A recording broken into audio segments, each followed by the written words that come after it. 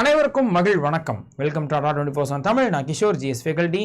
SSC 2026க்கான exams CGL ஆகட்டும், CHS ஆகட்டும், எம்டிஎஸ் ஆகட்டும், இந்த மாதிரி எல்லா எக்ஸாம்ஸும் எந்தெந்த மாதங்களில் நோட்டிஃபிகேஷன் வரப்போகுதுன்ற ஒரு டென்டேட்டிவ் ஆனுவல் கேலண்டர் 2026க்கான ஆனுவல் கேலண்டர் ரிலீஸ் பண்ணியிருந்தாங்க. பட் என்ன காரணன்றது தெரியல. அஃபிஷியல் வெப்சைட்டில் மதியம் வந்துட்டு அதை ரிலீஸ் பண்ணுறாங்கன்னா ஈவினிங் வந்துட்டு அதை ரிமூவ் பண்ணிட்டாங்க. ஸோ இப்போ இது ரெக்கார்டட் வீடியோவாக தான் போயிட்டு இருக்குது. இது நான் நீங்கள் பார்க்குறதுக்கு ஒரு 3 நாள் 4 நாள் முன்னாடியே ரெக்கார்ட் பண்ணியிருந்திருப்பேன்.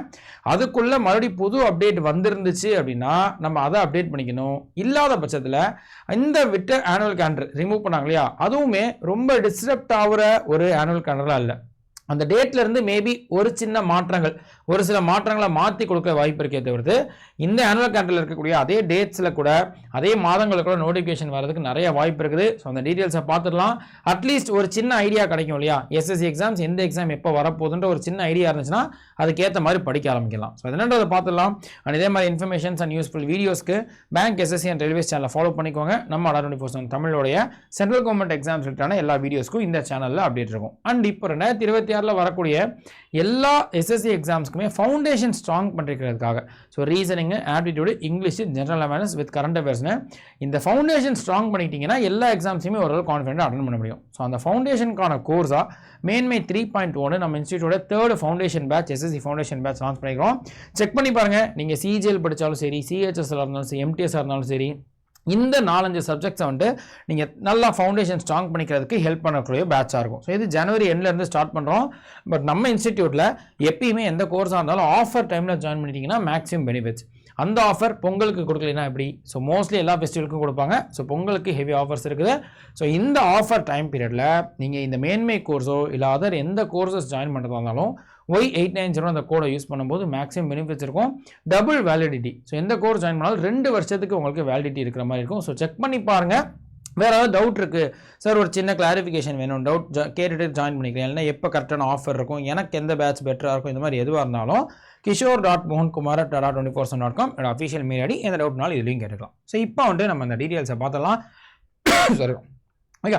ஸோ இப்போ நமக்கு ஆனுவல் கேலண்டரில் அவங்க ரிமூவ் பண்ண அந்த ஆனுவல் கேலண்டரில் ஃபஸ்ட்டு வரக்கூடிய எக்ஸாமாக சிஜிஎல் இருக்குன்ற மாதிரி நமக்கு சொல்லியிருந்தாங்க. ஆக்சுவலாக சிஜிஎல்லும் சரி, அதே ஜேயும் சரி, செலெக்ஷன் போஸ்ட்டும் சரி, 3மே மார்ச் மாதம் நோட்டிஃபிகேஷன் இருக்கலாம். எக்ஸாம் வந்துட்டு மேலேருந்து ஜூன் வரைக்கும் இருக்கலான்ற ஒரு டென்டேட்டிவ் டேட்ஸ் வந்துட்டு கொடுத்துருந்தாங்க.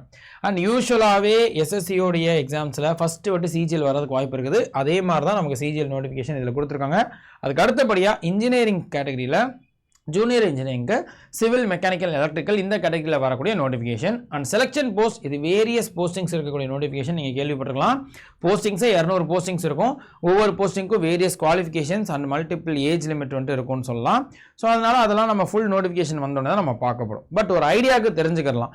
ஸோ இந்த மாதங்கள் மார்ச் மாதத்தில் 3 இம்பார்ட்டன்ட் நோட்டிஃபிகேஷன் வர வாய்ப்பு இருக்குது அப்படின்றத நம்ம கொஞ்சம் தெரிஞ்சுக்கலாம்.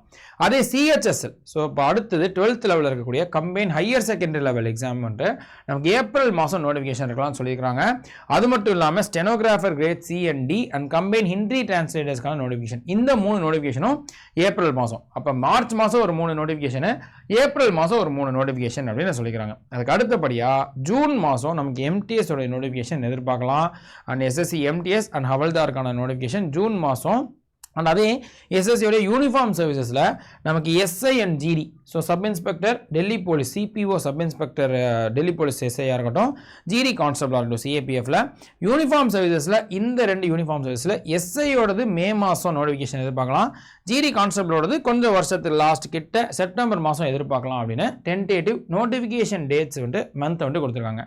சரி, நம்மளோட ஒரு சின்ன கெஸ், ஏன் வந்துட்டு இந்த அஃபிஷியல் விட்டாங்க இல்லையா, ஸோ அஃபிஷியலாக வெப்சைட்டில் விட்டுட்டு இருந்த ஆனுவல் கேலண்டரை ஏன் ரிமூவ் பண்ணாங்கன்னு நம்மளோட சின்ன கேஸ் என்ன வருதுன்னா, ஒரு 2-3 மாதம் முன்னாடி ரயில்வே மினிஸ்டர் வந்துட்டு ஆர்பிஎஃப் எக்ஸாம்ஸ் இத்தனை நாள் வரைக்கும் ஆர்ஆர்பி கண்டக்ட் பண்ணிட்டு இருந்தாங்க, அதை இனிமேல் எஸ்எஸ்சி கண்டக்ட் பண்ண போகிறாங்க. ஸோ ஆர்பிஎஃப்லையுமே இப்போ ரயில்வே ப்ரொடக்ஷன் ஃபோர்ஸ் கேள்விப்பட்டிருப்பீங்க, ரயில்வே போலீஸ்ன்றது, அதுவும் எஸ்ஐ கான்ஸ்டபிள் 2 கேட்டகரி இருக்கும். எப்படி இங்கே எஸ்எஸ்சியில் எஸ்ஐஜிடி இருக்குதோ அதே மாதிரி அங்கே எஸ்ஐ கான்ஸ்டபிள் இருக்கும். 10th லெவலில் ஒன்று, டிகிரி லெவலில் ஒன்று.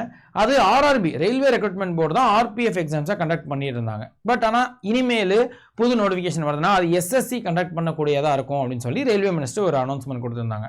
ஸோ அதன்படி இந்த ரிலீஸ் பண்ண இந்த அஃபிஷியலாக கொஞ்ச நாளுக்கு முன்னாடி ரிலீஸ் பண்ண இந்த ஆனுவல் கேலண்டரில் ஆர்பிஎஃப் எக்ஸாமுடைய எந்த டீட்டெயில்ஸும் இல்லை. ஒருவேளை அதை அப்டேட் பண்ணி கொடுக்க போகிறாங்களா இல்லை வேறு ஏதாவது காரணமானது நம்ம கொஞ்சம் பொறுத்து தான் பார்க்கணும். நம்மளோட கேஸ் மேபி அதை அப்டேட் பண்ணி வந்துச்சுன்னா இன்னும் ஒரு பெட்டர் ஐடியா. ஆர்பிஎஃப் எக்ஸாம்ஸும் எப்போ வருதுன்னு ஒரு ஐடியா தெரிஞ்சிடும். நல்லபடியாக அதுக்கு உட்காந்து பிளான் பண்ணி படிக்க ஆரம்பிச்சிடலாம். ஸோ அப்போ எக்ஸாமுடைய நோட்டிஃபிகேஷன் டேட்ஸ் அப்படின்றது தோராயமாக பாருங்களேன். இப்போ ரிமூவ் பண்ணிவிட்டு மறுபடியும் புது ஆனுவல் பிளானராக அவங்க கொடுத்தாலுமே ஒன்று நம்ம சொன்ன மாதிரி ஆர்பிஎஃப் எக்ஸாமை அப்டேட் பண்ணி கொடுக்கலாம். அப்படி ரெண்டு அதை மட்டும் அப்டேட் பண்ணுறாங்கன்னா இந்த டேட் எதுவுமே மேக்ஸிமம் 95% மாற வாய்ப்பு இல்லை. இதே மந்தில் இருக்கிறதுக்கு நிறைய வாய்ப்பு இருக்குது. இல்லை இதுலேயே நமக்கு மாற்றம் கொண்டு வர போகிறாங்கன்னா கொஞ்சம் முன்ன பின்ன இருக்கும்னு நம்ம வந்துட்டு கெஸ் பண்ணுறோம். ஸோ எதுவாக இருந்தால் என்ன, நம்மளுடைய எய்ம் வந்துட்டு படிக்கிறதுன்னு முடிவு ஆயிடுச்சு அப்படின்னா இப்போவே ஸ்டார்ட் பண்ணிடுங்க. ஏர்லி ஸ்டார்ட் பெஸ்ட் ஸ்டார்ட் அப்படின்னு நான் மறுபடியும் சொல்லிக்கிறேன். ஸோ இந்த டேட்ஸை வந்துட்டு கொஞ்சம் ஞாபகம் வச்சுக்கிட்டு, ஏன்னா நோட்டிஃபிகேஷன் வந்ததுலேருந்து ஒரு 1.5 மாதம் 2 மாதத்தில் எக்ஸாம் நடந்துடும். அப்போ எக்ஸாம் பார்த்தீங்கன்னா எந்த எக்ஸாம் இருந்தாலும் மேலே இருந்ததுக்கு அப்புறம் தான் வரப்போகுது. ஸோ அப்போ நோட்டிஃபிகேஷன் தான் மார்ச் மாதம் வருது. எக்ஸாம் வந்துட்டு டயர் 1 எல்லாத்துக்குமே மே மாதத்துக்கு அப்புறம் தான் வரப்போகுது. ஸோ அப்போ இப்போ ஜனவரியில் இருக்கும், பொங்கலை முடிச்சிருக்கிறோம், ஃப்ரெஷ்ஷாக வந்துட்டு நம்ம ஸ்டார்ட் பண்ண போகிறோம். ஜனவரியிலேருந்து அது மே மாதம்னு வச்சுக்கிட்டா, ஜனவரியில் 15 நாள் அதை அப்படி ஒதுக்கி வச்சுட்டு பிப்ரவரி மார்ச் ஏப்ரல் 3 மாதம் நமக்கு சாலிடாக இருக்குது. அது போக ஜனவரியில் ஒரு பாதி மாதம் இருக்குது. இந்த ஒரு 3.5 மாதம் டெடிக்கேட்டடாக இதில் நீங்கள் எந்த எக்ஸாம் படிக்கிறதா இருந்தாலும் சரி டெடிக்கேட்டடாக அதை வந்துட்டு நீங்கள் உட்காடுறீங்க, கன்சிஸ்டண்ட்டாக நீங்கள் வந்துட்டு ஃபாலோ பண்ணுறதுக்கு ரெடியாக இருக்கீங்க அப்படின்னா கண்டிப்பாக இந்த எக்ஸாம்ஸ் எதுவாக இருந்தாலும் கிளியர் பண்ண முடியுன்றதை நம்ம அஷூரன்ஸ் கொடுக்கலாம். ஸோ டைம் கரெக்டாக இருக்குது.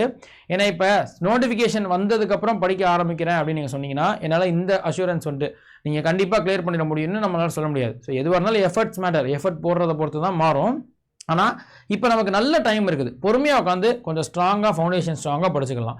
நமக்கு லேட்டாக கொஞ்சம் பயம் வர ஆரம்பிக்கும். நோட்டிஃபிகேஷன்லாம் வந்துருச்சுன்னா நமக்கு இன்னும் கொஞ்சம் வேகமாக படிக்கணும், பதட்டம் வர ஆரம்பிக்கும், ஒழுங்காக வந்துட்டு படிக்க முடியாது, ப்ராக்டிஸ் பண்ணுறதுக்கு டைம் கம்மியாக இருக்கும். அதனால தான் இது ஒரு அட்வைஸாகவும் சஜஷனாகவும் சொல்லிக்கிறேன். ஏர்லி ஸ்டார்ட் பெஸ்ட் ஸ்டார்ட், முடிஞ்ச அளவு படிக்க ஸ்டார்ட் பண்ணிடுங்க. அண்ட் இதில் ஒவ்வொரு எக்ஸாமோடைய கேட்டகரி, ஸோ சிஜிஎல் சிஹெச்எஸ் ஆகட்டும் எம்டிஎஸ் ஆகட்டும் எந்தெந்த எஜுகேஷனல் குவாலிஃபிகேஷனில் இருக்கும் அப்படின்ற சின்ன டீடைல்ஸ் இதை பற்றி தனியாகவும் நம்ம வீடியோ போட்டிருக்கோம். அண்ட் ஒவ்வொரு சிஜிஎல் சிஹெச்எஸ்எலோடைய இந்த எக்ஸாம் பேட்டர்ன் ஸ்கீம் என்னன்றதுக்கும் தனித்தனியாக வீடியோ ரெடி ஆகிட்டு இருக்குது. ஸோ எல்லாத்தையும் பாருங்கள். அதில் எந்த எக்ஸாம் படிக்கிறதா இருந்தாலும் அது நீங்கள் எவ்வளோ சீக்கிரமாக ஸ்டார்ட் பண்ணுறீங்களோ அவ்வளோக்குள்ள நல்லதுன்றது மட்டும் நான் சொல்லிக்கிறேன்.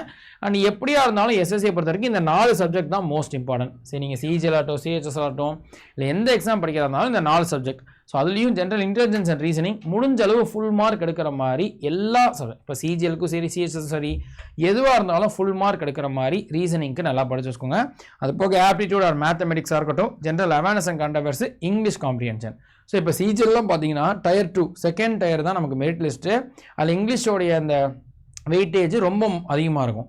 ஸோ மெரிட் லிஸ்ட்டுக்கே ரொம்ப அதிகமாக தேவைப்படும். ஸோ அப்போ நீங்கள் ஃபஸ்ட்டு டயருக்கு இந்த 4 சப்ஜெக்ட் ஈக்குவலாக படித்தாலும் இங்கிலீஷ்க்கு ஒரு எக்ஸ்ட்ரா சின்ன எஃபர்ட்ஸ் கொடுத்துக்கிட்டே இருங்க, ஒரு எக்ஸ்ட்ரா எஃபர்ட்ஸ் போட்டுகிட்டே இருங்க.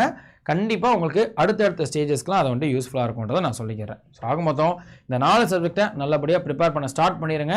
ஸோ எது உங்களுக்கு ஈஸியாக வரும்னு தோணுதோ, எதுக்கு பெட்டராக இருக்குன்னு தோணுதோ அதுலேருந்தே கூட நீங்கள் ஸ்டார்ட் பண்ணலான்றதை நான் சொல்லிக்கிறேன். இதாம்பா நமக்கு இன்ஃபர்மேஷன். ஓகேவா?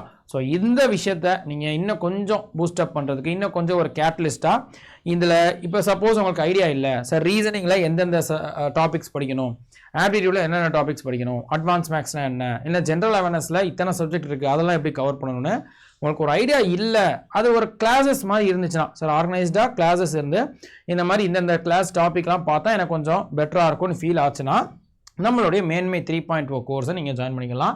ஸோ இது எஸ்எஸ்சி ஃபவுண்டேஷன் கோர்ஸ்.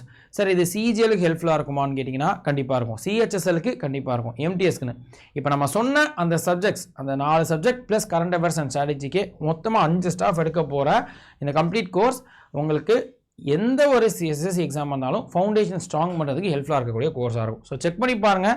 இல்லை சார் எனக்கு சிஜிஎலுக்கு மட்டும் தனி கோர்ஸ் வேணும், அதே சிஹெச்எஸ்க்கு மட்டும் தனி கோர்ஸ் வேணும்னா நம்ம கூகுள் ஃபார்ம் கீழே வந்துட்டு அட்டாச் பண்ணியிருந்தாங்கன்னா ஃபில் பண்ணுங்கள். இல்லைனா எனக்கு ஒரு மெயில் வந்துட்டு போட்டு விடுங்க. அது நான் சப்போஸ் வந்துட்டு லான்ச் பண்ணுறோம் ஸ்டார்ட் பண்ண போகிறோன்னா நான் வந்துட்டு ஒரு வார்த்தை சொல்கிறேன். இல்லைனா நமக்கு இன்ஃபர்மேஷன் இதே மாதிரி வீடியோஸில் கண்டிப்பாக வந்துட்டு நமக்கு சொல்லிடுவோம். ஸோ செக் பண்ணி பாருங்கள். ஏதாவது டவுட் இருக்குது, கிளாரிஃபிகேஷன் வேணும்னா என்னோட அஃபிஷியல் மெயில் ஐடி kishore.mohankumar@247.com இதனால் இதை கேட்டுக்கலாம். அண்ட் இன்னொரு ஒரு சின்ன சஜஷன் இருக்குது, ஆஃபரோட எல்லா கோர்ஸஸையும் ஜாயின் பண்ணிக்கிறதுக்கு. எஸ்எஸ்சி மட்டும்தான் நீங்கள் படிக்க போகிறீங்கன்னா இந்த மேன்மை 3.0 உங்களுக்கு பெஸ்ட்டாக இருக்கும். இல்லை சார் இப்போ எஸ்எஸ்சி நான் படிக்கிறேன் பட் டிஎன்பிஎஸ்சியும் அட்டன் பண்ணணும்னு ட்ரை பண்ணுறேன், ஸோ டிஎன்பிஎஸ்சிலையும் ஒரு ஆப்பர்ச்சுனிட்டி இருந்துச்சுன்னா அதை அட்டன் பண்ணணும்னு ஆசைப்பட்றேன். பட் எஸ்எஸ்சி கொஞ்சம் வேறு மாதிரி படிக்கணும், டிஎன்பிஎஸ்சி வேறு மாதிரி படிக்கணும். பட் எல்லாத்துக்கும் தனித்தனி கோர்சஸ் ஜாயின் பண்ணால் காஸ்ட் அதிகமாகும்.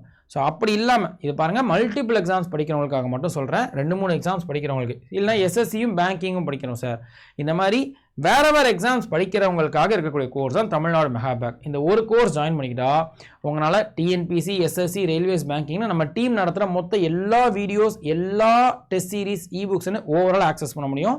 ஆல் இன் ஒன் பேட்ச் அப்படின்னு நம்ம சொல்லிக்கலாம். ஸோ இந்த கோர்ஸும் சரி, அதே வந்துட்டு மேன்மை பேட்சும் சரி, நீங்கள் ஆஃபரோட ஜாயின் பண்ணிக்கணும்னா Y890 அந்த கோடை யூஸ் பண்ணிக்கோங்க.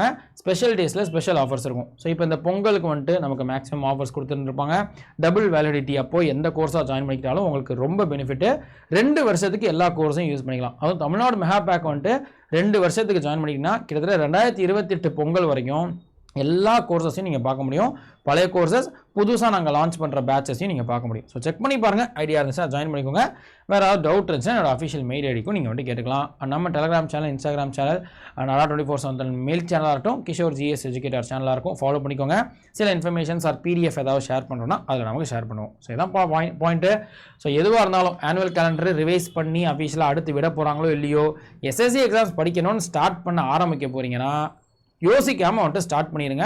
ஸோ ஸ்டார்ட் பண்ணிவிட்டால் அடுத்த ஸ்டெப்புக்கு அதுவே கொண்டு போக ஆரம்பிச்சிடும். ஸோ இதை நான் சொல்லிக்கிறேன். ஸோ நெக்ஸ்ட் வீடியோவில் வேறு ஒரு கண்டென்ட்டில் பார்ப்போம். அன்டில் தென் நன்றி, வணக்கம்ப்பா.